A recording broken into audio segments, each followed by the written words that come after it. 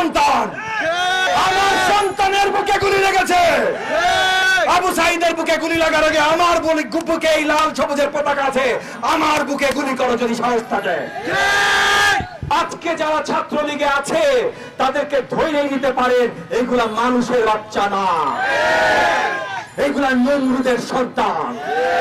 যেই সব নমরুদের বাচ্চারা সোশ্যাল মিডিয়াতে পোস্ট দেয় যে ঢাকা ইউনিভার্সিটিতে যাইতে তাদের লজ্জা লাগবে, রাজাকার দেখবে, এইসব নমরুদের বাচ্চাদের চামড়া ছিঁড়ে এই দেশ থেকে বিতাড়িত করা।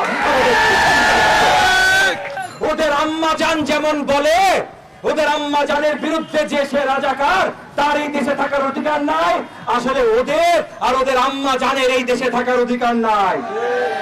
ছাত্র তরুণ আমাদের সকলের সন্তান, ছাত্র তরুণ আমাদের সকলের ভবিষ্যৎ।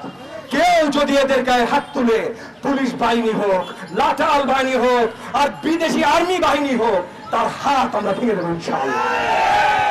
ছাত্র লীগ টোকাই লীগ না, এরা হেলমেট বাহিনী।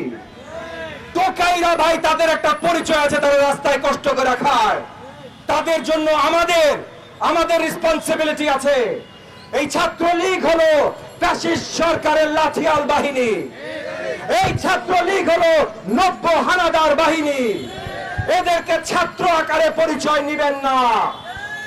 এবং যাদের অল্প একটু মানবতা বোধ ছিল, গত কয়েকদিনে শত শত হাজারে হাজারে তারা ছাত্রলীগ ত্যাগ করেছে।